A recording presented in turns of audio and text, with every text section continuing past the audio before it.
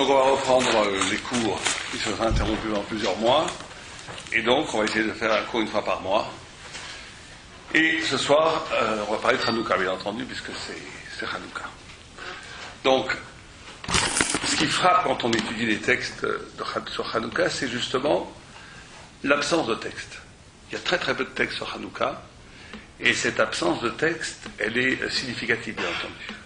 Le fait que les Chachamim ou les sages n'ont pas voulu mettre, ont été très économes dans les énoncés sur Hanouka est significatif de quelque chose. Et les sages nous enseignent que c'est significatif parce que justement, un des points les plus importants de la guerre entre la Grèce et Hanouka, c'était la notion de la parole, la notion de la définition par la parole. C'est-à-dire que la Grèce est un système philosophique qui définit, non seulement qui définit, mais qui renvoie l'identité de toute civilisation qu'elle approche, qui réduit toute civilisation qu'elle conquit à la notion de la définition. Et le seul peuple qui a résisté à cette réduction de la définition grecque, le seul peuple qui a résisté à cette réduction de la définition, c'est Am Israël. Et c'est très important, c'est l'introduction pour comprendre un petit peu ce que les sages nous disent sur Hanouka, c'est justement ça qui était en jeu. C'est que la Grèce a pour vocation de tout réduire à la parole. Et il y a quelque chose dans Am Israël qui n'est pas réductible à la parole et qui n'est pas réductible à la définition. Et c'est ça qu'on va essayer un petit peu d'approcher aujourd'hui. Pour commencer, il y a un midrash très connu. On vient de commencer, donc ça va. C'est Yehuda Harouk qui est là, qui a écrit un livre, qui a traduit un livre sur le Maral, c'est ça? Et à la fin du coup, il vous fera un petit il vous parlera de son travail, il vendra son livre, ça va lui acheter son livre. Donc on disait que le premier enjeu entre la Grèce et Israël, c'est ce problème de la définition. Parce que la Grèce, là où elle arrive, elle renvoie l'image du peuple qu'elle côtoie ou qu'elle conquit.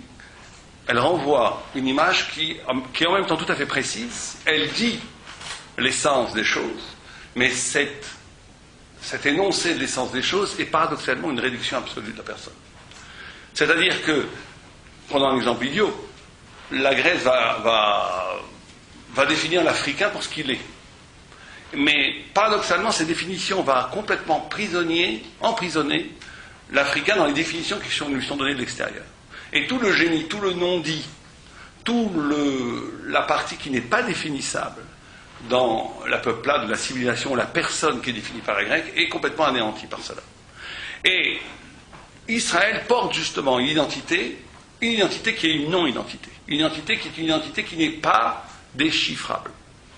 Alors pour comprendre cette ambiguïté de l'homme en général, mais qui est vécue existentiellement dans Israël, il y a le fameux Midrash. C'est qu'il y a un Midrash qui dit que quand Dieu a créé l'homme, Midrash Rabbah, 5e, il a réuni les anges, et une partie des anges a dit créons l'homme. Et une partie des anges a dit ne créons pas l'homme. Et il y a eu une discussion, une sorte de débat dans le ciel entre les anges qui voulaient créer l'homme et les anges qui ne voulaient pas créer l'homme.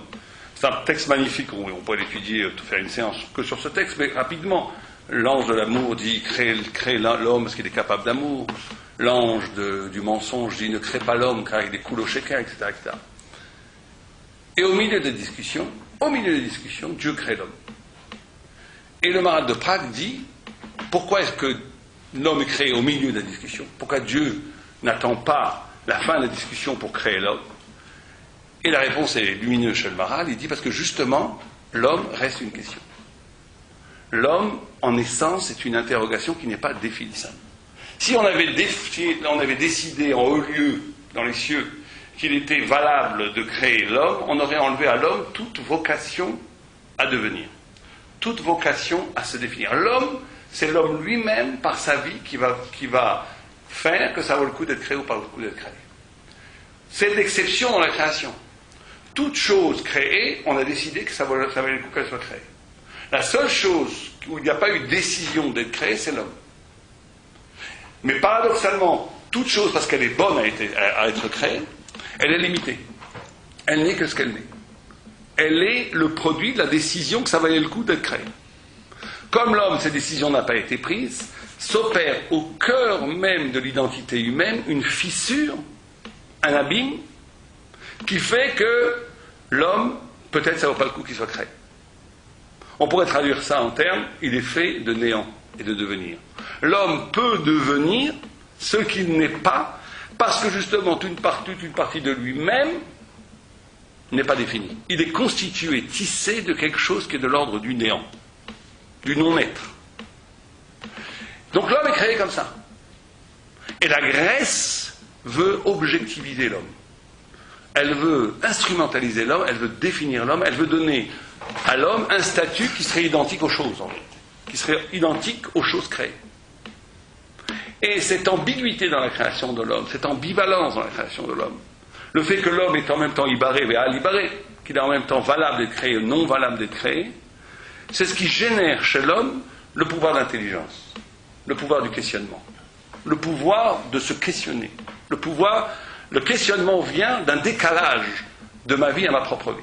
Alors tu deviens ce que tu es, non? Non. Deviens ce que tu es, c'est justement Socrate, c'est la pensée grecque, c'est justement Nietzsche. Alors on va voir.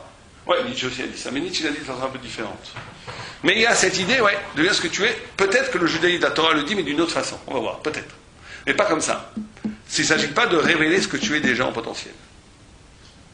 Il s'agit d'une aventure, de créer quelque chose d'absolument inouï, d'absolument nouveau, qui est la création de l'homme. Mais pourquoi vous dites que c'est du néant? C'est plutôt un surplus d'être. Oui, alors, mais justement, on dit que le néant est la condition de ce surplus. Si on avait été déjà créé de façon parfaite, comme une fleur est parfaitement créée en tant que fleur, elle n'a pas de devenir.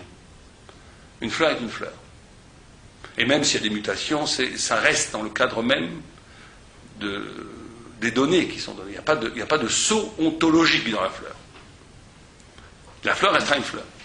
Alors que justement, c'est intéressant de voir ce pouvoir, cette ambivalence dans l'homme, ce fait qu'il y a une partie de ibaré à l'ibaré, une partie d'être et de non-être, c'est ce qui lui donne le pouvoir de l'intelligence, le pouvoir de se questionner, donc de s'étonner, donc un décalage, et donc de grandir, mais c'est ce qui lui donne aussi le pouvoir de douter. Il faut bien comprendre que les deux positionnements qu'il y a dans le monde, la position juive, ou la position, on va dire la position engagée, ou la position de douter sceptique, elle est novéa, elle découle de l'essence même de l'homme.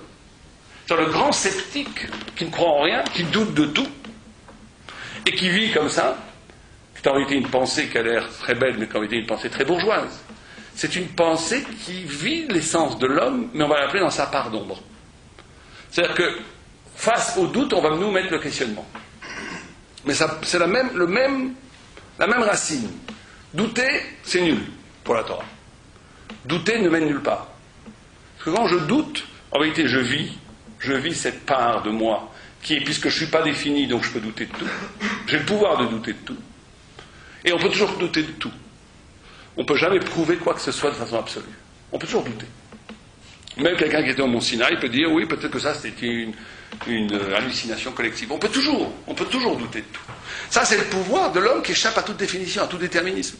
Mais on peut vivre cette grandeur comme une déchéance quand justement cette particularité de l'homme, qui est cette ambiguïté, cette ambivalence, elle est vécue comme, je vais douter maintenant, je vais vivre mon essence à partir de mon néant. Comme je ne suis pas défini, je vais douter de tout. C'est le doute. Alors que le judaïsme est basé sur le questionnement. C'est pour ça qu'il n'y a pas de ligne dans le Talmud où il n'y a pas de questions. Il y a des questions tout le temps. Le questionnement fait avancer, fait grandir. Le questionnement, lui aussi, découle de cette ambiguïté de l'homme, de cette façon que je ne suis jamais satisfait par un résultat. Donc je te pose une question toujours, mais le questionnement, c'est l'appel vers l'infini. Le questionnement, c'est une direction vers quelque chose de plus grand. De ne pas être contenté par une réponse qui est toujours trop petite. Et c'est pour ça que le Talmud et l'initiation dans l'étude, elle passe toujours par un questionnement qui donne une réponse, qui est donc une révélation. Et cette révélation qu'est la réponse, elle-même devient le lieu d'un nouveau questionnement qui va amener une réponse encore plus grande, etc. Et il n'y a pas de fin. Donc là, au contraire, c'est créer du sens qui va de plus en plus grand, qui pointe l'infini. Alors je peux utiliser la même puissance en disant non, je doute. Je doute de tout. Oui. Oui, je veux dire, vous avez parlé du Talmud. Maintenant, il y a une grosse différence entre le Talmud Bavli et le Talmud Yerushalmi. Le Talmud Bavli, il y a beaucoup plus de questions. Oui, beaucoup plus de questions, c'est vrai. Oui. Est-ce que ça veut dire pour autant que l'homme il trouve son unicité en Israël uniquement et que le simple principe de Yerushalmi, cette manifesté que l'équilibre se trouve uniquement Alors on va voir, parce que il y a d'autres pans de la Torah qui sont encore, parce qu'en Talmud Yerushalmi, il y a aussi des questions. Mais il y a d'autres pans, par exemple la Kabbalah, il n'y a pas de questions. Le système Kabbalah, parce on va voir. Alors, gardez votre question, on verra si elle est toujours là après. Mais il faut bien comprendre que c'est la structure même, c'est-à-dire que c'est ce mélange d'infinies possibilités de réponses. Elle est dans la structure même, non seulement d'Am Israël et de la Torah. C'est pas hasard si Am Israël naît toujours dans des civilisations dont l'essence même est la multiplication du possible. Vous savez que Yaakov devient Yaakov, Am Israël, avec tous les enfants de Yaakov, nés chez Lavan, et Am Israël né en Égypte. Cette symétrie, c'est la même chose. Lavan, c'est le monde. Pourquoi c'est un roublard là-bas? C'est pas juste un roublard. Le Harizal l'appelle le Loven Haelion. Le Loven Haelion, ça veut dire l'infini possible. C'est pour ça qu'il ment toujours. C'est pour ça qu'il triche toujours. Parce que lui, il ne peut jamais être défini. Quelqu'un qui ne peut pas être défini, il va dire, moi je vous ai promis ça, oui, mais ça, je ne suis pas prisonnier par mes promesses. Je ne l'ai jamais embarqué à la sauf par mes promesses. Donc je suis libre. C'est la mauvaise liberté. L'Égypte, c'est pareil. On va passer rapidement parce que c'est juste une introduction. Mais l'Égypte, c'est pareil. l'Égypte, c'est la civilisation de la matière. La matière au sens où la matière est toujours infiniment possible. Quand vous avez une matière pure, elle est riche d'une infinie possibilité de tsurot, de forme. Une pâte à modeler qui serait absolument un gouche, qui serait complètement sans forme, elle peut prendre toutes les formes. C'est ça la fascination. La fascination de tous ces textes de Gide et même de chez Nietzsche, la fascination de l'infini possible. C'est aussi pour ça qu'un homme, beaucoup plus que les femmes, ont du mal à s'engager des fois. Parce que quand je m'engage, que ce soit avec une femme ou même dans la Torah, je suis obligé de prendre une forme, de prendre... Et or, c'est en même temps un accomplissement, mais c'est en même temps une réduction. Avant de choisir ma femme, je peux épouser des milliers de femmes. Mais dès que je me marie avec une femme, je suis condamné à vivre avec cette femme, j'espère à jamais, sinon on passe par le divorce. Donc là, il y a un emprisonnement dans la forme. Il y a une réduction dans la forme. C'est tout le mythe de Don Giovanni, c'est ça. C'est-à-dire de ne jamais se laisser emprisonné par une forme définitive. C'est la fascination de la matière. L'Égypte, c'est la civilisation de la matière. C'est pas du tout quand on dit c'est la fascination de la matière, c'est pas la matière, c'est un peu matérialiste. C'est la matière parce qu'avant tout, il y a de la matière. Avant tout, il y a du possible. Et ce possible, maintenant, va créer toutes sortes de formes d'intelligence, toutes sortes de formes de culture, toutes sortes de formes d'accomplissement humain. Mais si mon lieu est le lieu de la matière, tout accomplissement est là pour être détruit et pour recommencer. Pour recommencer. C'est le mythe c'est le premier niveau de l'homme. En vérité, c'est très bas. C'est très bas, puisque on vit l'immédiateté de l'homme. On n'assume jamais un saut, justement, un saut ontologique ou à un moment donné où je vais créer une forme. Et Am Israël naît tout le temps dans des lieux qui est l'opposé d'Am Israël. Le Maharal de Prague dit deux opposés se définissent l'un l'autre. Quand vous avez deux personnes qui sont absolument opposées l'un l'autre, chacun va réagir à son contraire de façon radicale en devenant plus lui-même. Am Israël devient complètement pas Am Israël devant l'Égypte. Yaakov devient complètement Yaakov devant Lavan. Et Lavan devient complètement Lavan devant Yaakov. Et l'Égypte se radicalise dans l'Égypte devant Israël. Mais il fallait ces choses-là. Il fallait, parce que Am Israël a pris chez Lavan et a pris chez l'Égypte, cette part d'infini possible, et elle est intégrée dans la Torah. Et on voit que dans la Torah elle-même, c'est comme ça. Dans la Torah elle-même, pourquoi le Harizal appelle le Lavan le Loven Haelion? Quand il parle du Loven Haelion, il parle du texte de la Torah. Et vous savez que dans le texte de la Torah, il y a une halakha qu'aucune lettre ne peut toucher l'autre lettre. Le blanc, et ça rend pas sourd. Si vous avez une lettre qui touche une autre lettre, le texte n'est pas sourd. Le blanc est constitutif du texte. Or, le blanc, dans un texte, c'est quoi? C'est l'infini possible. quand un texte est blanc, on peut tout y mettre. Le noir, les lettres noires, c'est une réduction.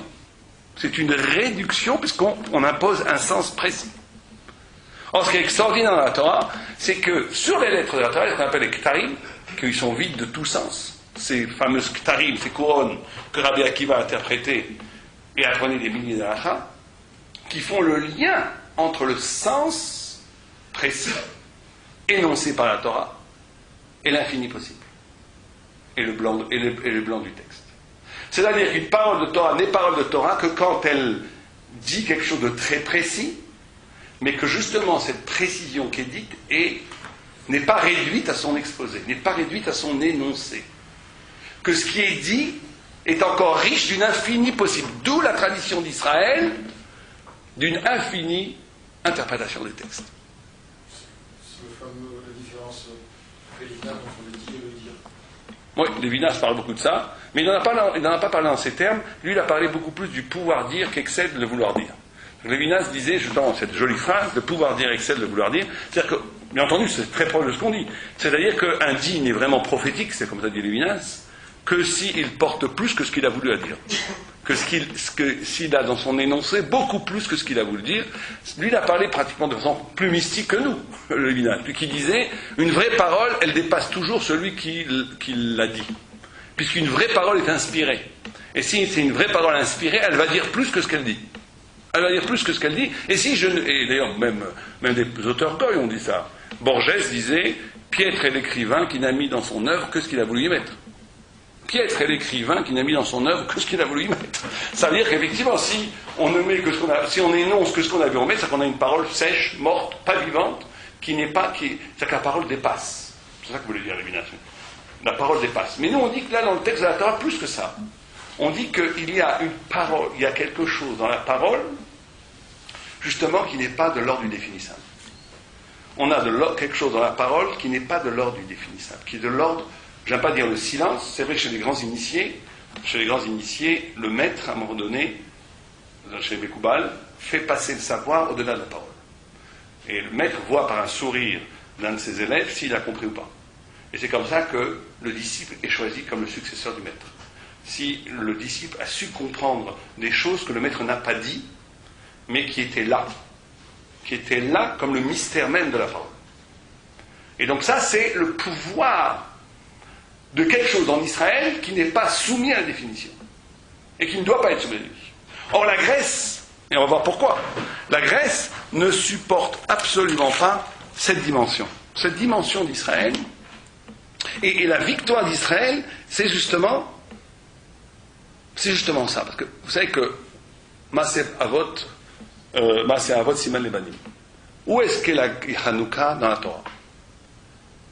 Hanouka dans la Torah, elle est dans le combat de Yaakov contre l'ange.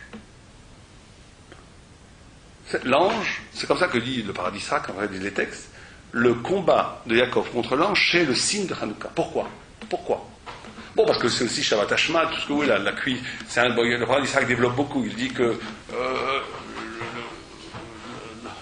la côte, enfin, la blessure de Yaakov, c'est le fait même que Yaakov reste celui qui a péché et reste Israël. Il a tout un développement très intéressant sur ça, en disant que jusqu'à Yaakov, quand quelqu'un faisait Ishmaël péché, il sort d'Israël. Et ça pêche, il sort d'Israël. Il fait une avéra, c'est fini. À partir de Yaakov, Israël Shechata, Afalpi Shechata Israël. On reste Israël. Or, c'est ça que la blessure de Yaakov, c'est ça. C'est que la perfection d'Israël est aussi le lieu de son imperfection. La perfection d'Israël qui porte en lui quelque chose d'inaltérable, tout le monde un juif reste juif, quoi qu'il fasse. C'est en même temps une blessure, parce qu'avant il y avait une épuration sélective. N'était juif que celui qui portait la hauteur du judaïsme. À partir d'aujourd'hui, est juif même celui qui fait des avérotes. Donc, c'est ça la blessure. Et c'est pour ça que Yavan, c'est la première fois qu'on voit des juifs qui sont mithyavnim, qui deviennent grecs. Jamais on a vu dans l'exode de Babel ou de Perse, on n'a jamais vu ce phénomène-là. Parce qu'à partir de la Grèce, justement, c'est ça qui est en jeu. Am Israël reste Am Israël, quoi qu'il en est. Mais de façon plus profonde, peut-être. Le combat de l'ange, c'est justement le fait qu'à partir du combat de l'ange, l'ange de Yaakov c'est lui-même. C'est lui-même. C'est-à-dire que la Grèce inaugure une civilisation où on vit une vie carrée, une vie de petite amplitude, et où le sublime est inscrit dans la matière, à travers l'art, à travers la philosophie, à travers ce que vous voulez. Donc il y a un décalage. La Grèce crée la métaphysique. La métaphysique, ça veut dire que le sublime n'est pas dans l'existence, n'est pas inscrit dans la chair de l'existence. Le sublime est toujours inscrit dans un idéal qui est un ailleurs. La victoire de Yaakov sur Esav, c'est-à-dire que le sublime, que le projet fou d'Am Israël, pour ça qu'on va presque dire Am Israël est anti-artistique. Le projet fou d'Israël, c'est qu'il est le lieu lui-même de la propre sublimité. Il devient le lieu de sa propre sublimité. C'est lui qui porte le sublime. Il devient son propre ange. Quand il vint, l'ange de Esav, quand il a cette victoire sur l'ange de Esav, il devient lui-même son propre ange. Alors ça veut dire quoi? Justement, ça veut dire que c'est une pensée qui n'est pas de la métaphysique. La transcendance, et ça c'est une idée vertigineuse, la transcendance, pour Israël, elle est dans l'existence elle-même. Elle n'est pas dans des arrière-mondes ou dans des mondes ailleurs. Elle est dans l'existence elle-même. Et de façon extraordinaire, nous disent les sages, exister pour un juif, c'est toujours s'arracher à toutes les identités. S'arracher à et même l'identité de soi. C'est ça qui est aberrant. C'est aller de l'avant vers un lieu, s'arracher à toute forme d'identité. On devient soi en s'arrachant hors de soi. D'ailleurs, en français, il y a un peu cette intuition. Devient, ça veut dire sortir du stance. Exister, c'est existence. Ça veut dire sortir du stance, sortir de l'être. On devient la transcendance, la spiritualité dans le peuple juif. Elle ne se trouve pas dans des arrière-mondes à aller chercher. C'est pour ça que le Olam Haba ne s'appelle pas Olam Hahu. Le Olam Haba, c'est ton existence, comme tu l'as vécu ici, éternellement après la mort. Mais c'est que ton existence. Tu crées ton Olam Haba ici. Mais de façon plus profonde, si vous préférez. L'existence pour le peuple juif, c'est comment vivre une modalité de vie, une modalité d'exister, où justement je m'arrache de toute forme définie, de tout étant, de toute chose qui va me cataloguer, même de moi-même. Même de moi-même.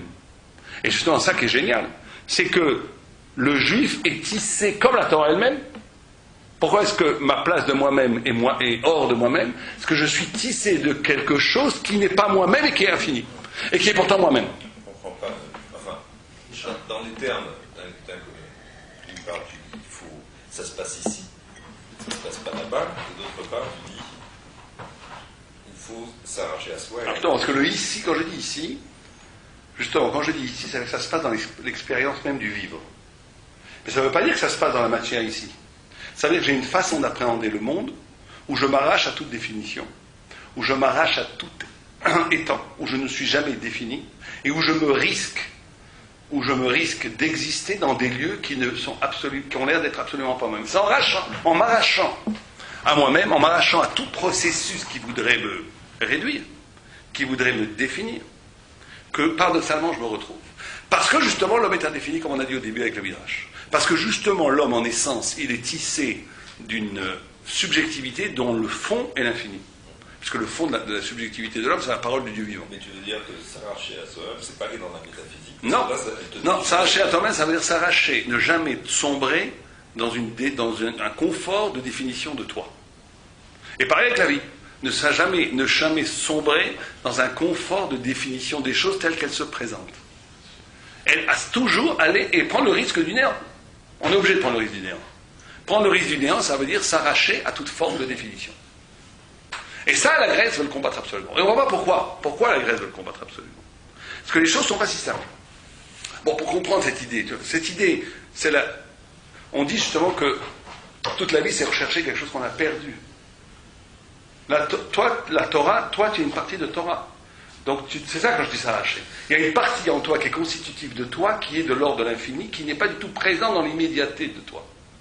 D'ailleurs c'est pareil avec l'homme et la femme. L'homme et la femme, c'était une seule chair qui ont été séparés. Le couple juif, c'est toujours voir l'autre comme une partie de soi. Mais en gardant comme une partie de soi. C'est pour ça que le Rambam dit quelque chose d'extraordinaire. Quand il dit, avant la Torah, les gens ont rencontré quelqu'un dans la rue, et ils se marient avec eux. Bémicré. Pourquoi il dit bémicré? Parce que justement, c'est anecdotique. Je me marie avec quelqu'un, ou je vis avec quelqu'un, il n'y avait pas de mariage à l'époque, je vis avec quelqu'un juste que ça s'est passé comme ça. Donc ça ne révèle aucune part essentielle de moi-même.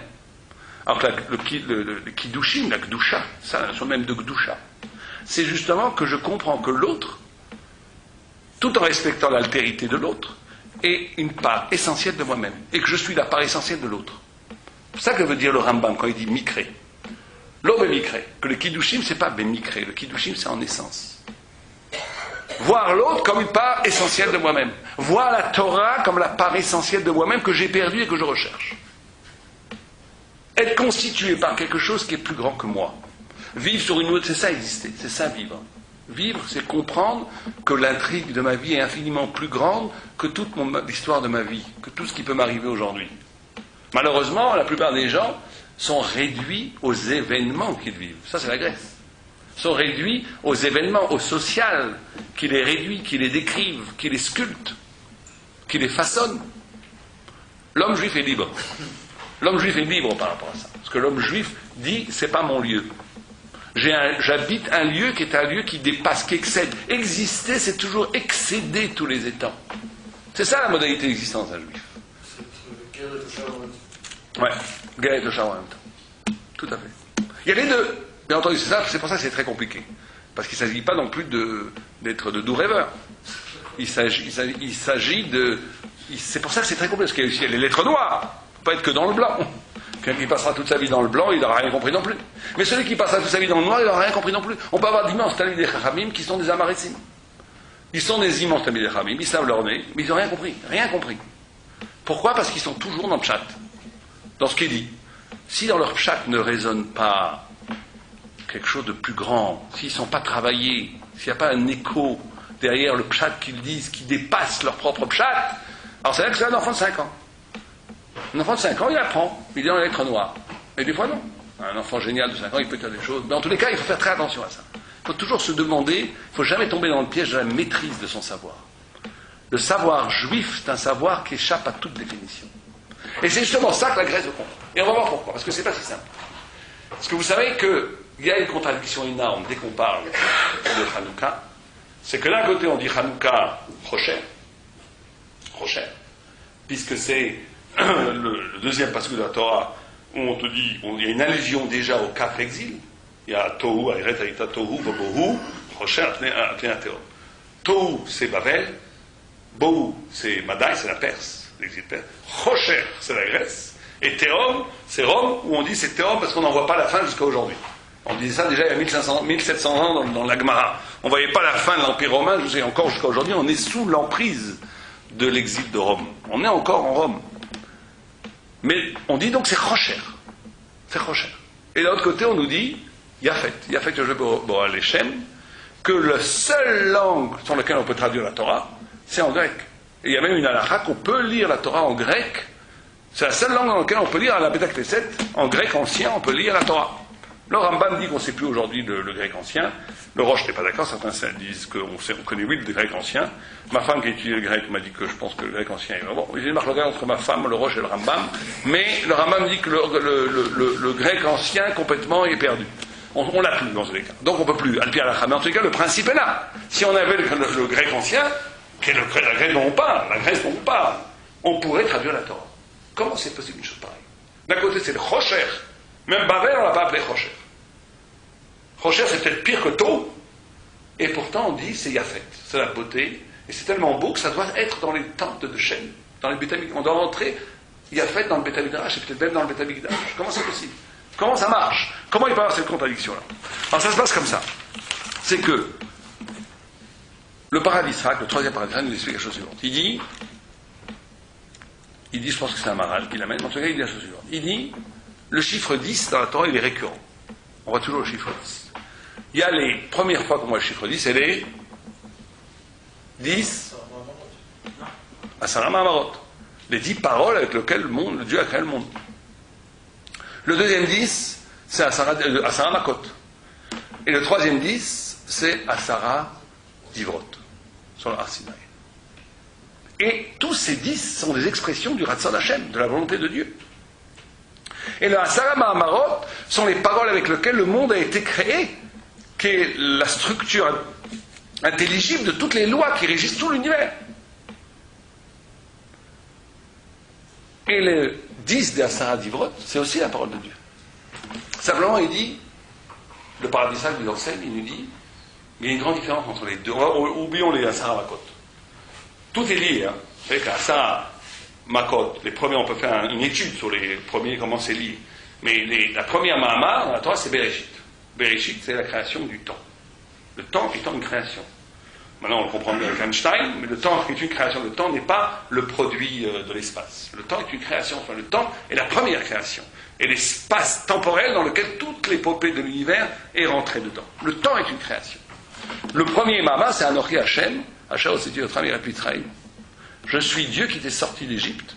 C'est-à-dire une autre forme d'histoire. On a l'histoire universelle qui va régir selon des lois d'airain les peuples, tous les peuples. Et il y a une autre forme d'histoire qui est l'histoire du peuple juif qui échappe à tous les déterminismes historiques. C'est d'ailleurs ce qui a fasciné énormément de penseurs goy, Tolstoï, Sartre et d'autres ont été fascinés par ce fait que Israël échappait à tout déterminisme. Il y a eu des milliers de peuples, de peuplades et de peuples qui ont vécu le même sort d'Israël, ils sont tous disparus de la terre. C'est-à-dire que dès qu'un peuple était arraché à sa terre, dispersé, perdait sa langue, il n'y avait plus de peuple. Le seul peuple qui a perduré malgré des conditions socio-historiques qui auraient dû annoncer leur mort, c'est Am Israël. Parce qu'Am Israël, justement, son lieu, c'est pas l'histoire universelle.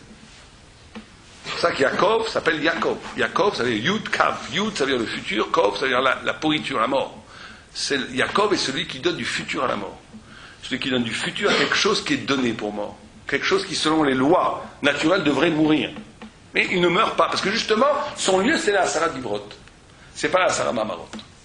Or, ce que nous dit le paradis, c'est que les Asara Mahamarot sont déterminés essentiellement par la nécessité.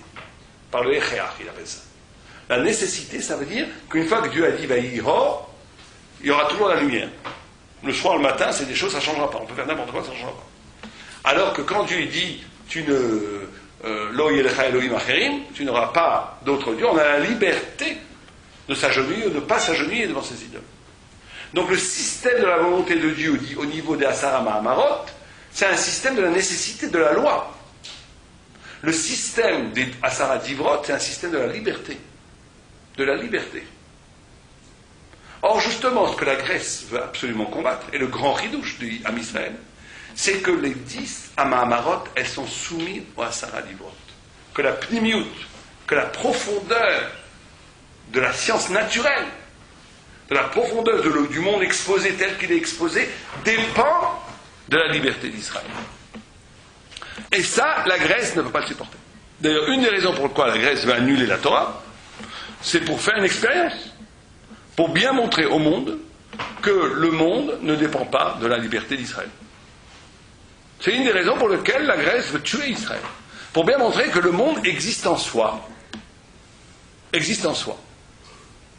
Et d'ailleurs, c'est pas un hasard si la Grèce pense que Olam Kadmon, que le monde est éternel, qu'il a toujours existé, qu'il existera toujours. Tout ça est lié, tous ces concepts sont liés. Le monde est éternel, donc il est absolu, donc il est en soi.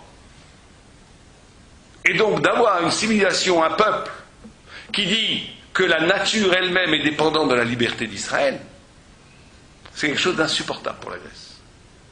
D'ailleurs, c'est d'ailleurs ce que n'a pas compris Spinoza. Quand on lit Spinoza, toute la lecture de Spinoza est mais vous cessez sur la suprématie de la raison, de la logique des choses, et tout ce qui n'est pas logique est considéré par lui comme la superstition. Parce que justement, il considère que la nécessité est le lieu même de l'intelligibilité.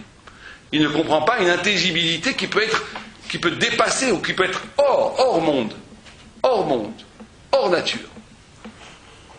Il y a la notion de divinité chez Spinoza, mais c'est une divinité qui elle-même obéit aux lois naturelles. Il y a équivalence entre divinité et nature. Chez Spinoza, il y a équivalence entre divinité. Donc il divinise la nature, mais il naturalise la Elokut Chas v'Shalom. Donc c'est ça le problème chez Spinoza. Si on comprend, la seule discussion intelligente et intéressante avec Spinoza, c'est ça. Parce que si on admet son axiome de base, que tout ce qui est raisonnable est vrai, et tout ce qui ne l'est pas n'est pas vrai et superstition, alors effectivement, il pose une question fondamentale en disant On peut pas. Il faut bien comprendre que c'est très puissant la pensée de Spinoza. C'est pas notre sujet parce que lui il dit c'est pas possible qu'il y ait un Dieu en haut et une nature en bas parce que tu divises la divinité, tu réduis la divinité, tu fais quelque chose qui n'est pas divin, qui est l'être. Vous comprenez, ça c'est la grosse couche de Spinoza. La grosse couche de Spinoza c'est ça, de dire si pourquoi il y a le panthéisme chez Spinoza, pourquoi Dieu et la nature c'est un, parce qu'il ne peut pas. C'était presque avec des bonnes intentions au début, puisqu'il dit c'est pas possible de considérer qu'il y a un Dieu là-haut et une nature en bas, parce que ça voudrait dire qu'il y a quelque chose qui n'est pas Dieu. Donc, c'est amputer l'omnipotence de Dieu. Kusha. Ce que dit Manitou disait la difficulté, c'est pas de comprendre qui est Dieu, c'est de comprendre qui est le monde. Exactement, oui, ça c'est pour les kabbalistes, ça va. C'est le contraire. C'est le contraire. Mais lui, il pose la question comme ça. Il pose la question comme ça, et il a raison si on projette une vision divine qui est de l'ordre de l'être. Qui est de l'ordre de l'être. Si Dieu est le supra-être, alors effectivement, il a raison. Mais si, heureusement qu'on a eu les Lévinas, qu'on avait nous les sages bien avant, mais en tous les cas en France, avec les concepts français, qui on n'a pas la notion justement de l'au-delà de l'être, du radicalement autre, du possible, d'une forme d'intelligibilité qui est absolument autre que l'exposition de la nature qu'on a aujourd'hui, alors effectivement, c'est ça que la Torah dit. La Torah, quand elle te dit le blanc, l'infini, c'est qu'il y a une forme d'intelligibilité qui n'est pas réduite à la manifestation du naturel. Et ça, c'est la liberté d'Israël. La nature est toujours quand même, par rapport à la couche avec le projet, la nature est toujours indépendante par rapport à l'être suprême. Donc, ça répond pas à la question, mais pas. Si, ça répond. Par rapport à l'indépendance de la nature, par rapport à la nature est indépendante, et que l'être suprême n'est pas en relation avec elle. Même si maintenant tu enlèves un supérieur qui est nous et qui n'est pas en relation avec l'être, est-ce que ce problème que la nature reste indépendante? Non, la nature n'est pas indépendante, justement. Pour la Torah, la nature n'est pas indépendante. Je sais, mais pour comment La nature est là comme un lieu, presque un théâtre, pour donner la liberté aux hommes de donner un sens à cette nature ou de ne pas en donner un sens. Alors, comment ça se fait qu'il peut y avoir une chose qui n'est pas Dieu? C'est la grande couche bien avant Spinoza des kabbalistes. Donc certains répondent, comme Manitou le fait, en disant que le monde est une illusion. Certains font des réponses beaucoup plus subtiles. Bon, ça, on ne va pas rentrer, c'est pas notre sujet du tout. Mais cette coucha, c'est la coucha de toute la Kabbalah, avec le Tzimtzum et tout ça. La coucha de Spinoza, c'était une coucha qui était bien avant Spinoza, qui est la coucha qui a donné lieu, par exemple, à la Torah du Tzimtzum, qui est le retrait, justement, de l'infini pour laisser place. Enfin, tout ça, c'est des choses très très profondes, on ne peut pas les expliquer en 2 minutes. Et c'est pas notre sujet. Mais je ne parlais pas de la coucha de Spinoza pour y répondre maintenant en termes de Torah. Je disais simplement que la coucha de Spinoza et sa réponse, il s'est enfermé dans cette propre coucha, parce que justement, il n'a pas pensé une intelligibilité autre que celle de la Grèce, ça veut dire celle de la naturalité. Et donc forcément, la seule réponse logique, c'est lui qui l'a donnée, elle est beaucoup plus logique que Descartes ou que Pascal, qui n'ont pas pensé aussi profondément que lui le problème. Le problème de Spinoza, c'est qu'il n'a pas compris le radicalement autre. Il n'a pas compris une intelligibilité qui échapperait justement à l'exposition du naturel. C'est ça qu'il n'a pas compris. C'est ça notre vraie discussion avec lui, si tu préfères. Si la discussion avec lui, si on doit en avoir une. Donc, c'est pour ça. C'est en ce sens-là qu'on dit que la Grèce est beauté. Parce que la Grèce, pour traduire les choses, elle est formidable. Pour traduire les choses, pas de problème, c'est la Grèce qu'il faut. Et il faut introduire, c'est une preuve pour le Rav Simchazissol et dans le grand même qui disent qu'il faut étudier la philosophie. Ce qu'ils disent, il faut étudier la philosophie, il faut étudier les mathématiques, comme disait le Gaon de Vilna lui-même, parce qu'il faut être capable d'utiliser cette Chokhmat HaGoïm pour décrire les choses, pour traduire les choses. La Grèce a une capacité de traduction et d'universalisation qui est phénoménale, qui est extraordinaire. Et il faut, ça doit être dans la chaîne. Pour traduire, il y a une beauté dans la Grèce. Mais pour donner du sens, c'est le rocher total. C'est le rocher, c'est le ténèbre total. Ça ne donne pas de sens. S'il a déjà du sens, comme la Torah, la Grèce, tu peux utiliser la philosophie, c'est merveilleux. Mais si tu n'es que dans la philosophie où tu es un homme mort, tu ne vas pas donner du sens. Et parce que cette science-là n'est qu'une science qui décrit les choses. Ça ne donne pas de sens. Il y a un midrash que le Ramban amène, je crois qu'on en a déjà parlé ici, mais il est tellement extraordinaire que je ne me lasse pas de ramener ce midrash. Le Ramban amène ce midrash avec Socrate. La mort de Socrate face à la mort de Moïse. Il y a un texte qui s'appelle l'Apologie de Socrate, écrit par Platon, où là-bas on raconte comment Socrate est mort.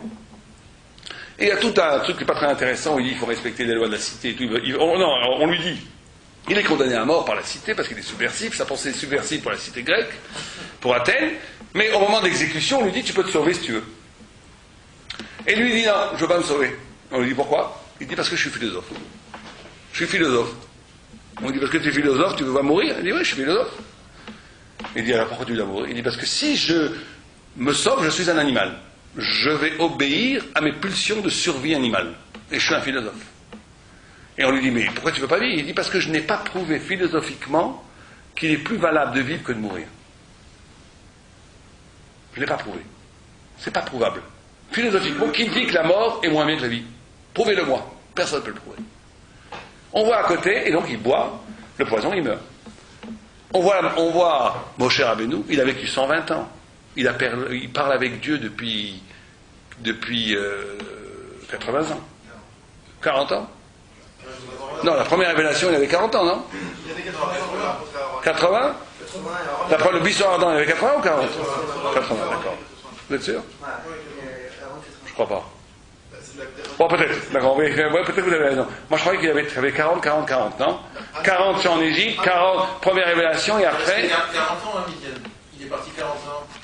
Il a tué l'Égyptien à 40 ans. Donc c'est ça, donc la première fois qu'il a parlé... Donc, non, il est resté 40 ans à Midian chez Yitro. Mais le buisson ardent, c'est au début des 40 ou à la fin? D'accord, donc 40 ans quand même, 40 ans de discours avec Dieu, c'est pas mal. Il a sorti en Israël d'Égypte, il a vécu une vie la plus extraordinaire qu'aucun homme n'a jamais vécue. Il sait qu'il va lui attendre un Olam Haba extraordinaire. S'il y a quelqu'un qui le sait, c'est bien lui. Il a beau être le plus humble des hommes, il ne peut pas imaginer que celui qui a reçu la Torah sur le mont Sinaï et qui va aller au Guéhinom. C'est sûr qu'il a un Olam Haba magnifique. Et pourtant, il veut vivre. Il veut vivre, il fait Itranan, il fait des centaines de tfilotes pour continuer à vivre. Comment c'est possible ça? Alors Socrate, grande classe, au moment de la mort, complètement détaché. Moshe Rabbeinu qui veut vivre. C'est un peu différent. Moshe Rabbeinu, c'est pas tout à fait qu'il voulait rentrer en Israël. Pour faire les mitzvot, ouais. Mais il veut vivre. Parce que rester vivre en Israël, c'est vivre. D'accord, mais qu'est-ce que tu as besoin de vivre? Tu as déjà tellement bien vécu. Tu veux encore de la vie? Oui. Pourquoi? Parce que justement, on a trouvé, en la personne de Socrate, un goy honnête. C'est ça qui est intéressant dans le Midrash. Un goy extraordinairement honnête. Il est honnête, absolument, Socrate. Dans le système grec, il n'y a pas plus d'intérêt de vivre à mourir. Parce que le système grec, c'est le système des Asara Mahamarot. Le système Mahamarot, c'est le monde de la nécessité. Tu n'es là que pour décrire le monde. Tu décris les choses telles qu'elles sont. Décrire les choses telles qu'elles sont, c'est très intéressant, mais ça ne donne pas un sens à la vie. Ça ne donne aucun sens à la vie.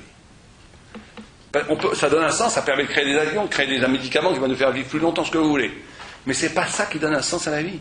Personne ne peut avoir, s'il est honnête. Bien entendu, il y a des gens qui sont passionnés par leur travail, ils disent moi je suis passionné par ce que je fais, etc. Mais ça c'est du psychologique, c'est pas de la vérité.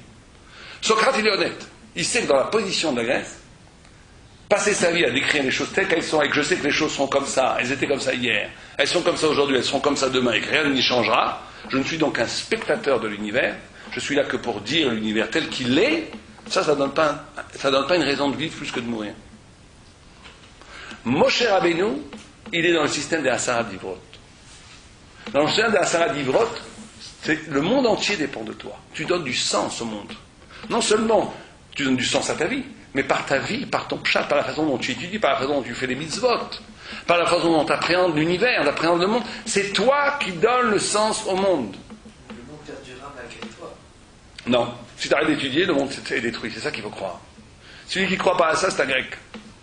Celui qui ne croit pas que quand il fait une mitzvah, il sauve le monde, c'est ce que dit le Rambam. Le Rambam, il dit tu dois avoir le monde tout le temps au bord de l'abîme.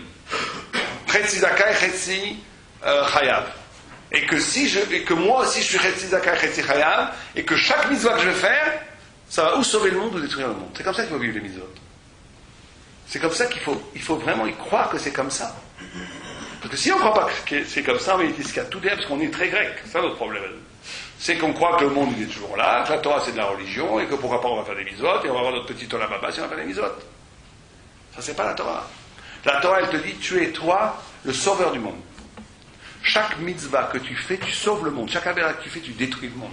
Quand on comprend quand on comprend que c'est vrai, le poids de la mitzvah, l'intensité de la vie de la mitzvah, et le poids de la avéra n'est pas la même. Je comprends le poids de la mitzvah, mais pourquoi vous parlez de notion de destruction du monde? Parce que c'est ce qu'on t'a dit, que les Asara Mahamarot, ils sont dépendants des Asara Divrot. Que tout le monde a été créé pour la Torah. Donc si tu fais tout ça n'est là, que ce qu'il y a écrit. Ça, la Torah, Chodotou Vovo. C'est un Yom HaShishi, que Dieu il a fait un Tna avec le Maaseh Bereshit, que si on n'acceptait pas la Torah, le monde retournait à Tohu Vovo. Le monde retourne à la destruction, que tu portes le monde, que le souffle de ton étude et l'acte de tes mitzvot, de toi, des enfants de tous juifs, est quelque chose non seulement qui sauve le monde, mais pas simplement qui sauve le monde, qui donne un sens au monde, qui produit du sens. Il s'agit de produire du sens. Il s'agit de produire du sens dans la Torah, même du sens, quelque part, qui n'avait même pas été envisagé par Dieu. C'est ce qui se passe avec Rabbi Akiva, qui est d'Oresh Lektarim, et qui est d'Oresh des sens dans la Torah que même Moshe Rabbeinu n'avait pas vu. C'est la capacité de donner au monde une dimension d'infinité dont je suis moi-même le lieu de cette infinité. Il y a un Rashi hallucinant qui dit sur Yaakov qu'il est appelé lui-même Elokut. Rashi très dangereux. Il faut éloigner des cathos. Mais ça veut dire qu'il y a un partenariat. Yaakov devient lui-même la source de la Torah, la source de la vie. Am Israël, quand il est Israël complètement, il devient la source de la Torah, la source de la vie. Il est le reflet de la divinité. C'est pour ça que Am Israël est comparé à la lune. Parce que la lune, c'est le reflet du soleil. Et Am Israël, c'est le reflet de Dieu. C'est le reflet d'un ailleurs. Il n'est jamais que dans la présence. Il est toujours le reflet de l'ailleurs, le reflet du sublime, le reflet de l'absolu. Et c'est ça que voulait la Grèce. La Grèce veut tuer Israël pour prouver que c'est pas vrai. Quitte à mourir, c'est un pari qu'ils ont fait. Ils ont dit on va tuer, on va prouver en tuant la Torah que le monde il tient par lui-même. Il n'y a absolument pas de Torah pour vivre. Le monde tient par lui-même. Et donc, c'est pour ça, si vous préférez, qu'il y a dans la Grèce une notion de beauté. C'est pour bien comprendre que la beauté, la notion de beauté, quand le premier regard, c'est le regard de la beauté, on est grec. Le premier regard qu'on doit avoir dans les choses, c'est jamais est-ce que quelque chose c'est beau ou pas beau. Si je regarde une chose parce qu'elle est belle ou pas belle, on ne se rend pas compte que ce qu'on fait quand on fait ça. Et on le fait tous naturellement. Quand on voit un immense paysage enneigé, c'est beau. Qu'est-ce qu'on fait quand on fait ça? On devient grec. Pourquoi on devient grec? Parce qu'en réalité, quand le réchit du regard, la primeur du regard, l'essence du regard, c'est est-ce que c'est beau ou pas beau, c'est une façon en réalité de me libérer de toute obligation. C'est une façon de devenir libre, de devenir grec. D'être complètement patour. Si mon premier regard, c'est savoir si c'est beau ou pas beau, qui t'a demandé si c'est beau ou pas beau, mais bon, imaginons que tu veux, ça veut dire c'est beau ou pas beau. C'est en réalité, tu veux en réalité te libérer de toute obligation. Abraham, quand il voyait le monde brûler. Il voyait le monde, qu'est-ce que le monde me dit? Qu'est-ce que le monde me dit? Le monde me dit quelque chose. Le monde m'interpelle. Vous savez que le Razonich, il a des textes écrits magnifiquement bien, le Razonich. Et il a un texte extraordinaire, un texte kafkaïen, où il dit, imaginons un homme qui naît, d'ailleurs le Kafka a écrit le château qui ressemble beaucoup à ça, mais imaginons un homme qui naît il pose la question. Un homme qui naît dans une maison avec une table à boire, des lits, tout pour lui, un feu de cheminée allumé, et qui ne se poserait pas la question en disant mais qui a fait tout ça pour moi? Qui dirait c'est beau, c'est super beau, et qui se poserait pas la question mais qu'est-ce que ça veut dire? Qui m'a mis là?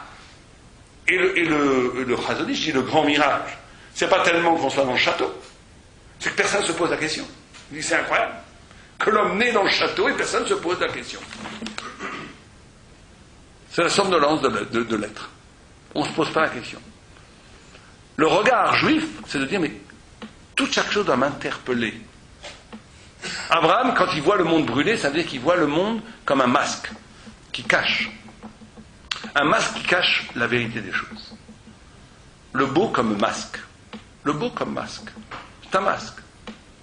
D'ailleurs, toute intelligence brûle, détruit quelque chose. Dès que je comprends quelque chose, je suis obligé de détruire quelque chose. Parce que le monde s'expose toujours de façon éphémère parce qu'il disparaît dans son exposition. Les seules fois où la lumière est créée sans rien brûler, c'est quand on est dans la vérité elle-même. C'est pour ça que quand Moshe Rabbeinu est dans le buisson ardent, rien ne brûle. C'est ça le miracle, c'est qu'il voit la vérité elle-même. Quand on voit la vérité elle-même, elle n'a pas besoin de brûler quelque chose pour s'exposer. C'est pour ça que les lumières de Hanouka ne brûlent rien. C'est ça qu'il voulait voir. Pourquoi est-ce que les Hashmonaïm, ils ont voulu absolument allumer une bougie Tahor? Alors d'après Halakha, il y a une Halakha, Touma Utra Betzibou. Si Am Israël est tamé, Rov Am Israël tamé, d'après Halakha, on peut allumer des bougies.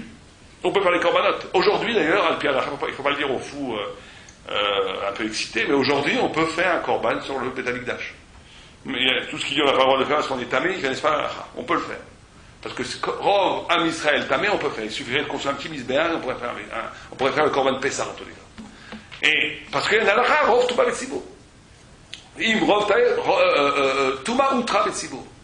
Tu as le droit de faire les Korban, tu as le droit d'allumer dans la Touma. Pourquoi est-ce qu'il a fallu qu'ils ont tellement cherché l'huile pure? Parce qu'il y a une notion de En Nes Naase Betouma. Il n'y a pas de miracle qui se fait dans la Touma. Alors pourquoi est-ce qu'il voulait le miracle? Pourquoi est-ce qu'il voulait le miracle? Parce que justement, il voulait voir si après la Grèce, la Shrina était toujours en Israël. Si après la terrible épreuve de l'hellénisation du peuple juif, on était encore dans ce système d'Asara Divrot. Ou même nous, on était tombés dans la Sarah Mamor, dans la naturalité, dans la religion. C'est ça qu'il voulait voir. Et c'est ça le signe des bougies qu'on voyait 8 jours. Le miracle était miracle pour montrer que la Shrina était encore Shorebi Israël, était encore sur Israël, même après la traversée de la Grèce. Même après la traversée de la Grèce. C'est ça qu'il voulait voir.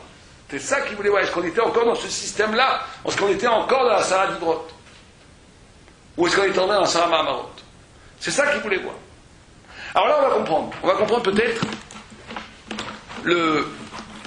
parce que tout ça est lié. Il faut bien comprendre. Tous les pans qu'on dit, tout est intimement lié. Que le monde soit éternel, que le monde est la beauté, que c'est la Sarah Mahamarot. Tout ça est lié. Si le monde est éternel, dans le passé, le monde n'a pas de sens. Il n'y a pas de nouveauté dans le monde. Donc on est là que pour décrire les choses. Donc on est dans la pensée socratique. On est dans la pensée hellénique, par définition. Et donc il n'y a pas de miracle. Et si le monde a un commencement, c'est qu'il y a une intrigue. Ça veut dire qu'il y a quelque chose qui s'est passé. On attend quelque chose de nous. Tout ça est lié. Or, le plus grand miracle qui s'est peut-être passé en Grèce, c'est justement un retournement. Un retournement assez extraordinaire qui s'est passé en Grèce. Quel retournement? C'est que la Grèce a inventé 2 concepts fondamentaux, qui sont la nécessité. Pour ça qu'ils inventent la mathématique, avec Pythagore et même avant, parce qu'on invente le concept, on invente la mathématique qui est une logique de la neutralité. C'est ça qui est génial. C'est une prodigieuse intelligence, prodigieuse, en tous les cas, c'est une production prodigieuse de l'esprit, mais qui ne donne pas de sens, encore une fois. Qui est neutre. Vous savez que s'ils ont mis une idole dans le temple, c'était bien pour montrer. Sion, ça veut dire signifier. C'est le même mot en français. Sion, c'est les tsayen. Les tsayen. C'est-à-dire qu'il y a un signe. C'est le signe. On te pointe quelque chose qui est au-delà de la matière, au-delà de l'être. Ils ont mis une idole là-bas pour boucher la signifiance. Pour boucher la signifiance transcendance. C'est un univers qui doit clos. Enfin, le cycle grec, ça doit rester entre nous, dans le monde, tout doit rester dans le monde. Les dieux eux-mêmes grecs sont des hommes, sont des divinités humaines, complètement humanisées. Il ne peut pas y avoir de vraie transcendance. Et donc ils ont inventé, parce que, encore une fois, tout ça est lié à la nécessité. On est dans le monde de l'absolue nécessité de la nature. Mais ils ont inventé un deuxième concept. Et là, peut-être que nous, on est tombé. Un deuxième concept qui est la notion de sujet. Le sujet. Vous savez que la première fois qu'on nomme les rabbanim, c'est à partir de la Grèce. La première marloquette qu'il y a eu entre les rabbanim, c'est en Grèce. C'est à partir de l'exil grec. Il n'y avait pas de marloquette avant. La première fois que les rabbis sont appelés par leur prénom et par leur nom, c'est à partir de la Grèce. Avant, à partir de la Grèce, il y a la fin de la prophétie. Il y a la fin de la prophétie. Ça veut dire qu'ils ont tué la prophétie des Grecs. Le dernier prophète, c'est Néhémia, et c'est avec Alexandre le Grand. C'est la fin de la Grèce, et on arrive, premier grave, Shimon HaTzadik. Avec tout un chèque de avant, la révélation, elle était unique. Il y avait une vérité unique dans Israël, et chaque prophétie était l'écho de ce qui s'était passé au Sinaï. À partir de la Grèce, il y a un retournement total, où on entre dans la Torah Shebal Peh, où les rabbanim sont nommés. Parce que justement, la Grèce, on l'appelle Chutzpah, on l'a comparé à la panthère dans le règne de Daniel, parce que justement, imaginons un immense espace intelligible, avec un mur qui cacherait cet espace intelligible et un tout petit trou. Et je verrai à partir de ce trou 2 ou 3 petits champs. Et je dirai, ce que je vois, c'est la vérité. Tout ce que je vois pas, j'y crois pas. C'est la Grèce. C'est réduire le sensé à la visée. Réduire le sensé à ce que je vois. Réduire l'intelligibilité à ce que je vois. Donc c'est une réduction phénoménale. C'est-à-dire que la vérité n'est intelligible qu'à partir de ce que moi je peux voir. La prophétie, c'est exactement le contraire. Parce que la prophétie, c'était être porteur d'une parole qui n'avait rien à voir avec mon monde, avec ma vie, avec ma subjectivité, avec mon regard.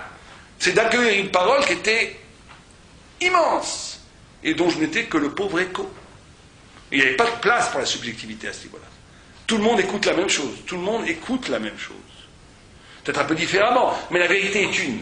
À ce moment-là, la vérité est une. Elle n'est pas coupée.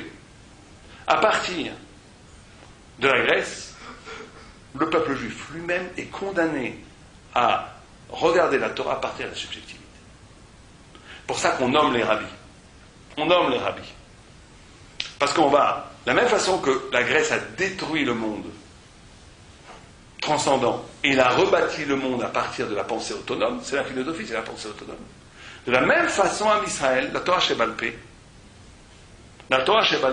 ça va être ce qu'on appelle les Maasef, une tentative de reconstruire le texte dont on a perdu la prophétie, à partir du regard des sages et des grands initiés. Et donc là, c'est une réduction phénoménale. C'est une réduction phénoménale. Puisqu'on passe de la prophétie à l'étude du singulier. Chaque grand initié va dire son pshat de la Torah. Alors justement, là, il y a quelque chose d'assez extraordinaire. Là où il aurait pu se passer une réduction, la mort de la transcendance, la mort de la prophétie, la mort de l'écho de la divinité, il y a eu un miracle, qui est peut-être le vrai miracle de Hanouka. Parce que vous savez qu'il n'y a pas de miracle dans la Torah sans prophète, ça n'existe pas. Comme ça, le paradis sera dit. Chaque fois qu'il y a un miracle, il faut un prophète. Le seul fois où il n'y a pas eu de prophète et il y a eu un miracle, c'est à Hanouka. On parle de miracle collectif pour un Israël. On va voir. Alors pour Mordechai est considéré comme un prophète.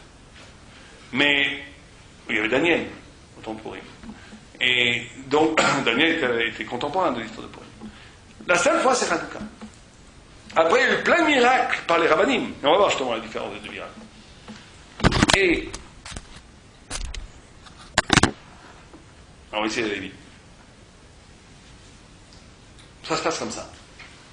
C'est qu'on aurait pu assister donc à une réduction terrible, à avoir une interprétation subjective de la Torah, comme les Touma, les Kedusha, comme chez les protestants. Les protestants, ils ont des milliers de protestantistes, que chacun dit son pshat sur la Bible. Et ça devient du n'importe quoi.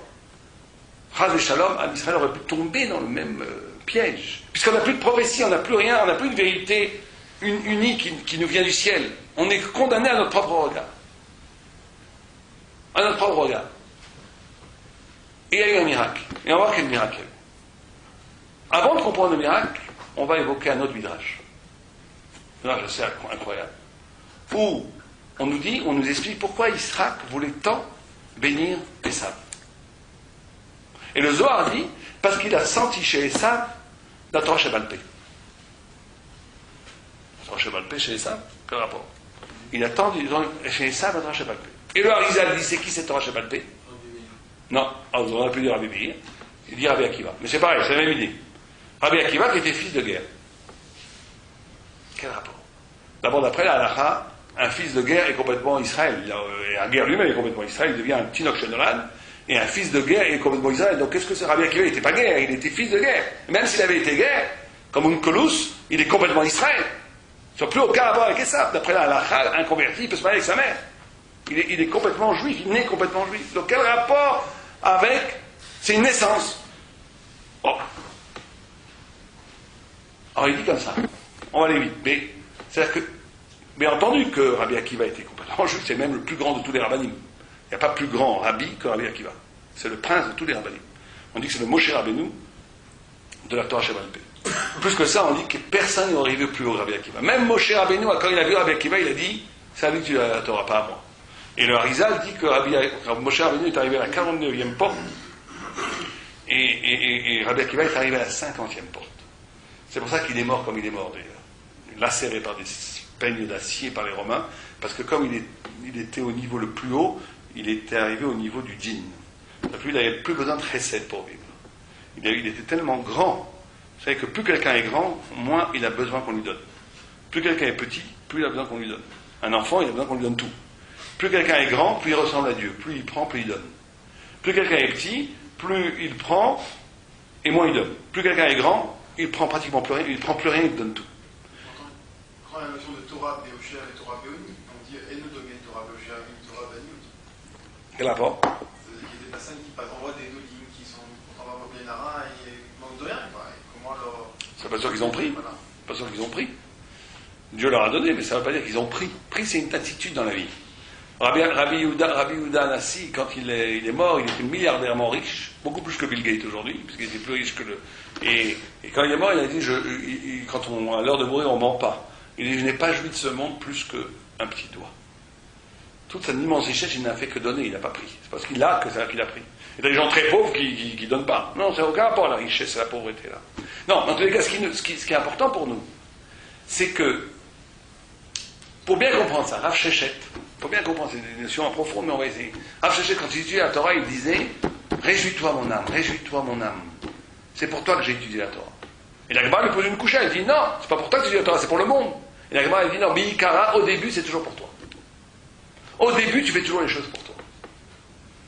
Au début, tu fais toujours les choses pour ton ego. L'olishma et avolishma, c'est quelque chose de l'echatrila, c'est pas bidievet. C'est comme ça que ça se passe. L'olishma et avolishma. Certains commentateurs disent que ça veut dire quoi grandir dans la Torah? C'est que ton lishma au début, ton l'olishma au début, c'est que toi. Après, tu grandis un peu, c'est toi et ta famille. Après, tu vas devenir beaucoup plus grand, c'est toi et ta communauté. Tu vas venir après Avraham Avinu, c'est le monde entier, c'est toi. Mais en vérité, tu ne sors jamais du l'olishma et avolishma. C'est une interprétation que j'ai entendue que je n'aime pas tellement, parce que ça voudrait dire qu'on est toujours enfermé dans une logique d'ego. Simplement, l'ego grandit de plus en plus, et s'universalise, si vous préférez. Donc, quelque part, on sort de l'ego, puisque l'autre devient moi. C'est vrai. Mais, il y a autre chose qui peut se passer.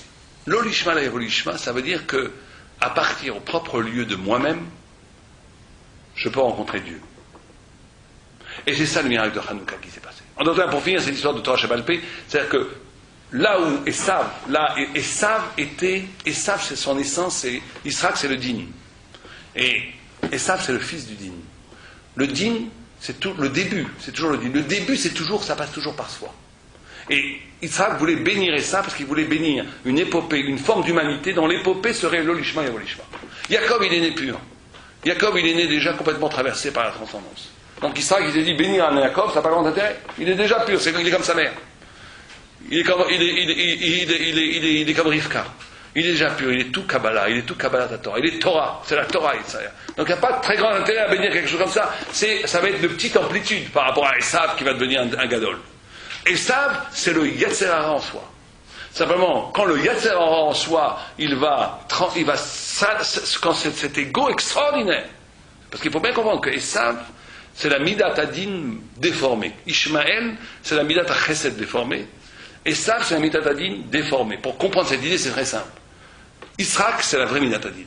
Yitzhak, c'est celui qui dit tout ce qui existe est nécessaire.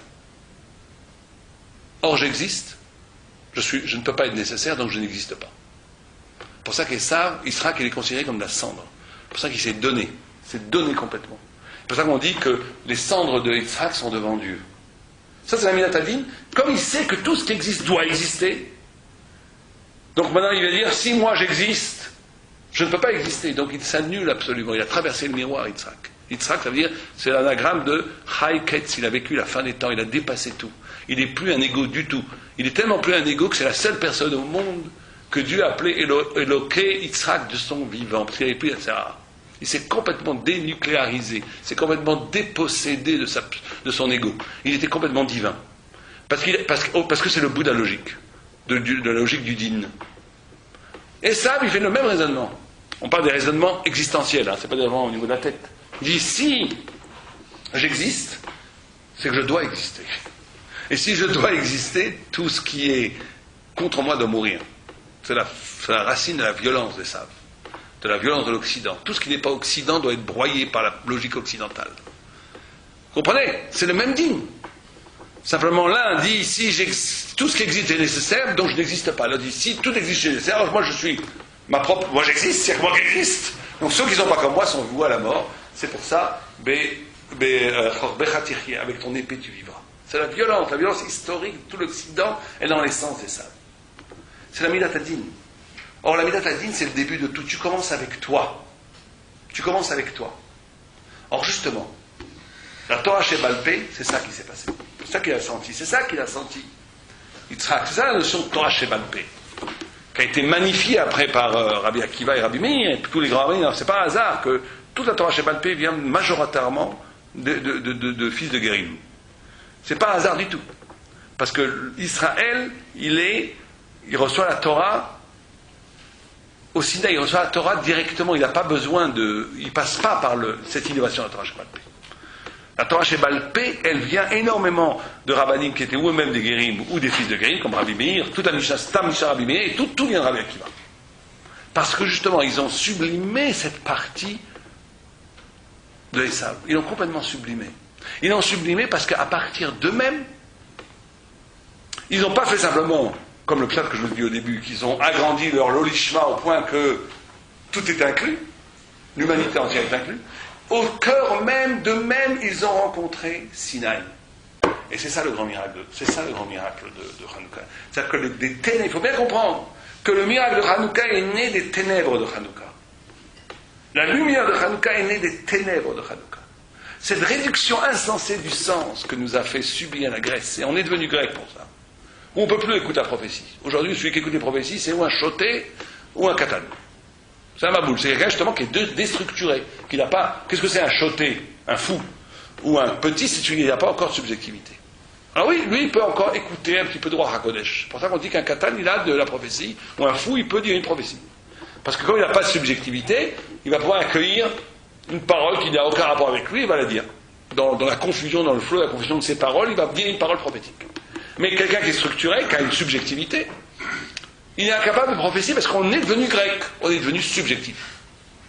Simplement, le miracle qui s'est passé, c'est que de la Grèce elle-même est né Hanouka. Des ténèbres de Hanouka, des ténèbres de la Grèce sont nées les lumières de Hanouka. C'est-à-dire qu'au niveau au lieu de la réduction de cette visée, le juif qui a étudié la Torah, le grand initié, qui est le Rav qui a étudié la Torah, quand il étudie avec son âme, quand il étudie avec sa subjectivité la plus profonde, qu'est-ce qu'il découvre à ce moment-là? Il découvre un Sinaï, il découvre la Torah elle-même. Et là, il comprend le grand sod que Am Israël et la Torah, c'est Chadou, c'est une seule et même chose. Il comprend que le fond de son âme est tissé par la parole de Dieu, et il sort une parole de Torah elle-même au lieu même de sa subjectivité.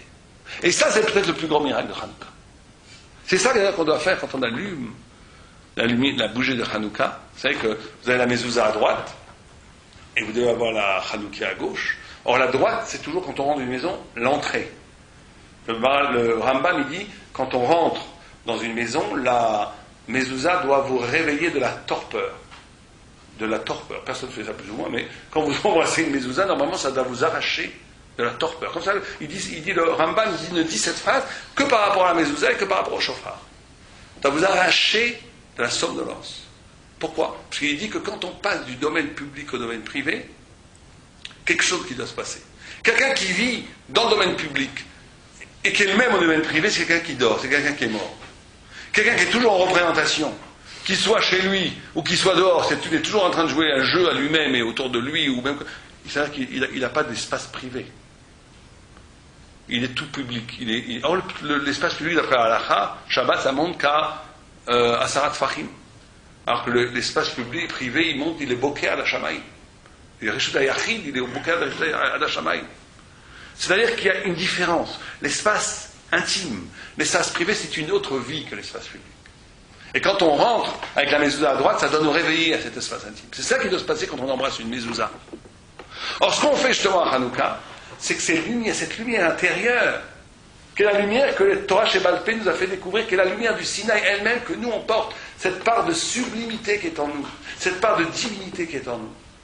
À Hanouka, ce qu'il faut essayer de faire, la tchouva qu'on doit faire, c'est comment elle doit éclairer le monde, comment elle doit illuminer le monde. C'est ça qu'on doit faire à Hanouka. Parce qu'on la met à gauche, quand c'est à gauche, c'est Klapé Chutz, c'est par rapport à l'extérieur. C'est comment cette flamme qui est notre intériorité, qui est l'infini qui est en nous, qui est la sublimité qui est en nous, c'est la divinité qui est en nous, qu'on a trouvé au lieu même de la Grèce, qu'on a trouvé Sinaï dans la Grèce elle-même, comment elle va éclairer l'espace public. En d'autres termes, la Grèce s'acharne à faire rentrer les ténèbres, la lumière qui ont été des ténèbres publiques dans l'espace privé, à travers la télévision, à travers la radio, à travers l'Internet, à travers tout ce que vous voulez. Ça envahit l'espace intime. ça structure l'être, ça socialise l'être au cœur même de la maison. Ce que nous on doit faire, c'est exactement le contraire. On doit illuminer l'espace public, on doit illuminer l'espace politique d'Israël, l'espace public de quelque chose qui est de l'ordre de l'intimité. Et c'est ce qu'on doit faire, c'est pour ça qu'on va être jugé à Hanouka. On est jugé à Hanouka. On est jugé à savoir comment je peux faire partager cette part d'éternité qui est en moi aux autres. Quand je dis les autres, ça peut être votre conjoint, ça peut être vos enfants, ça peut être vos amis. Vous pouvez aller dans la rue et irradier comme une bougie. Il faut essayer simplement de faire partager à l'autre cette partie d'infini qui est en vous. Et là-dessus, il y a 3 niveaux. Il y a un niveau des gens qui n'ont même pas d'espace intérieur, alors ils ne peuvent rien faire. Il y en a beaucoup qui l'ont, mais qui ne savent pas le faire partager. C'est mon espace intime. Je ne sais pas le faire partager. Ça, c'est déjà un niveau pas mal, mais c'est dommage, parce que c'est ça qu'il faut essayer de faire. Et il y a un 3e niveau, qui est le niveau du tzaddik, qui lui irradie de cette intériorité magnifique, et qui la fait partage avec les autres. Qui illumine les autres à partir de sa kedusha. Ça, c'est le plus haut niveau. Mais là, il y a un grand piège. C'est qu'il y a écrit que la lumière de Hanouka a sur la note bail. Tu n'as pas le droit d'en profiter. Ça veut dire que le feedback de la kedusha que tu macrines aux autres, il faut s'en méfier comme la peste. Parce que tu fais une meïla. Tu fais une profanation de ta propre kedusha. Si tu commercialises Chas v'Shalom, ou même si tu en profites pour avoir du pouvoir sur les gens à partir de la kedusha que tu es macrine, c'est une profanation terrible. Le vrai tzaddik, il se sauve du kavod en courant. Et quand il est makpid sur son kavod, c'est le kavod à Torah qui est en lui, c'est jamais sur lui-même. Parce que sinon, il y a une profanation de ces lumières. C'est ça qu'on doit essayer de faire à Hanouka. Voilà, est-ce qu'il y a des questions? Monsieur Eliezer, vous avez dit murmurer des questions pendant... Oui, allez-y. Ah ben non, il ne faut pas le détruire, il faut questionner, on a dit. C'était le début du cours. Non mais quand je vois quelque chose qui est beau, j'ai aucun doute que c'est beau. Ouais. Je pose pas de question, mais j'ai aucun doute. D'accord, et Je alors me situe. Non, on n'a pas dit qu'il faut douter qu'une chose est belle. On dit quel est le récit de ton regard? Comment tu regardes les choses? Est-ce que ce qui t'intéresse dans les choses, est-ce qu'elles vont t'apprendre quelque chose? C'est pas un Rambam qui dit qu'il faut se laisser impressionner par un bel... Justement, le Rambam dit qu'il faut voir la nature, pourquoi? Pour voir la grandeur de Dieu. Il ne dit jamais pour aller faire du tourisme. Il faut aller se balader dans la nature pour voir la grandeur de Dieu. C'est-à-dire que justement, il faut te poser la question, comment je regarde les choses? Qu'est-ce qui m'intéresse quand je vois les choses? Est-ce que je suis dans une attitude de consommateur de beauté pour, en vérité, quand tu consommes comme ça, tu es complètement libre. Tu veux te libérer de toute contrainte intellectuelle et spirituelle. Ou bien est-ce que tu regardes les choses parce que tu sais qu'elles te disent quelque chose. Et d'abord, quand on dit les choses, c'est pas que les montagnes, c'est n'importe quel événement. Notre grand malheur, c'est qu'on vit des événements comme victimes. Un grand sage, quelqu'un l'engueule, c'est génial, parce que lui, c'est énerve pour moi. Quelqu'un l'engueule, sa réaction, c'est de dire, oh là là, quelqu'un m'agresse, Dieu me dit quelque chose. Tu dis, attends, monsieur, pourquoi vous agressez? C'est intéressant. Le mec, de toute façon, il ne t'agresse plus quand tu es comme ça, parce qu'il voit que tu es tellement calme et tellement kedusha qu'il se dégonfle. Mais un sadique, quand il est agressé, il dit, tiens, c'est génial, on vient me dire, Dieu me dit du moussa. Alors que quelqu'un qui n'est pas là-dedans, il est dans la réaction, il est dans l'animalité, il répond, tu t'énerves, m'énerve. Donc tu es complètement noyé dans la matière, sans t'en rendre compte. Alors toute agression, tout événement, qu'il soit d'ordre financier, sentimental, tout, chaque chose te dit quelque chose. Il faut comprendre que Dieu nous aime et on oublie que Dieu joue avec nous. On oublie que Dieu joue avec nous et que tout ce qui se passe autour de nous, c'est des messages. Simplement, on ne veut pas les déchicoder. On veut vivre au niveau le plus bas, parce que c'est plus simple. Mais en réalité, c'est tellement petit, et ce serait tellement plus intelligent et plus grand d'essayer un tout petit peu de donner du sens aux choses qui m'entourent. Et pas simplement voir, elles sont belles, pas belles, c'est bien, c'est pas bien, c'est sympa, c'est kiffant, c'est pas kiffant. Vie de petite amplitude. Vie de grande amplitude, c'est de voir l'infini dans chaque chose, le signe de l'infini dans chaque chose. C'est ça qu'il faut essayer de faire à Hanouka. Oui. Il y a une différence entre le questionnement talmudique et le questionnement zoharique. Oui. Le Zohar commence dans l'introduction en disant c'est quoi l'homme? L'homme c'est mi et ma. Mais de l'autre côté, comme vous l'avez dit vous-même, il n'y a pas de marloquette dans le Zohar. Non. Alors que dans le Talmud, il y a une série de marloquettes, et le Talmud lui-même dans Sanhedrin dit chez Talmud Bavli, chez Mebalvel, et au Shafti, donc il semble. Le Bikar Rocher. Voilà.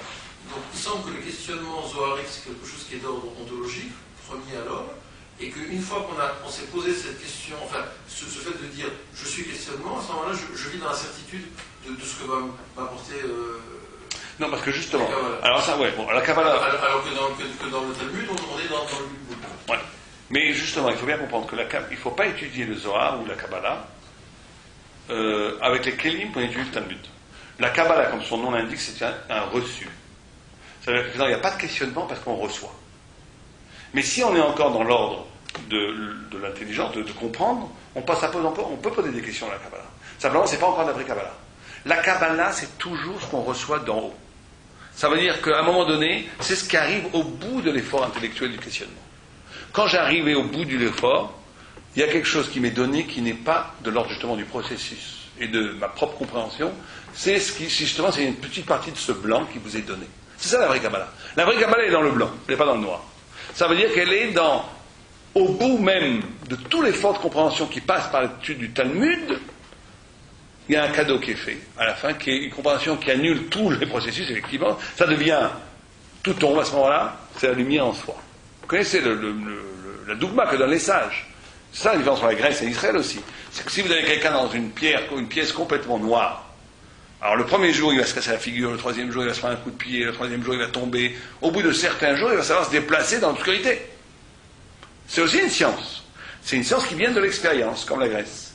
Vous rentrez une toute petite faisceau de lumière dans cette maison, toute cette science, elle est caduque. Batel ou Mevoutal. Et bien c'est la différence. Il y a un moment donné où on vous donne une science en haut qui rend effectivement caduque le cheminement. Mais peut-être qu'on ne vous le donnera jamais si vous n'avez pas fait l'effort. Il n'y a pas de grands kabbalistes qui ne sont pas des grands talmudistes. Parce qu'il faut faire un effort, ce que dit aussi Rabbi Zimmerman, il dit qu'il faut aller jusqu'au bout du naturel pour rencontrer le surnaturel. Si on revendique d'emblée, c'est une position paresseuse et complètement enfantine, puérile, qui ne mène nulle part. C'est juste de vouloir des contes de fées. On arrive véritablement à cette révélation que quand on a prouvé l'amour de la vérité en ayant passé tous les cheminements d'interrogation de la vérité. Et là, effectivement, on a une révélation. Et effectivement, quand on a cette révélation, on peut presque sourire de tout son cheminement. Mais ce cheminement, il est indispensable. D'autres questions ? Bien, alors on va arrêter là. Rabbi Yehuda Rouk, qui est un grand Talmid Chacham, un ami à moi, qui a fait un travail extraordinaire, comme je le connais, je ne l'ai pas encore vu, mais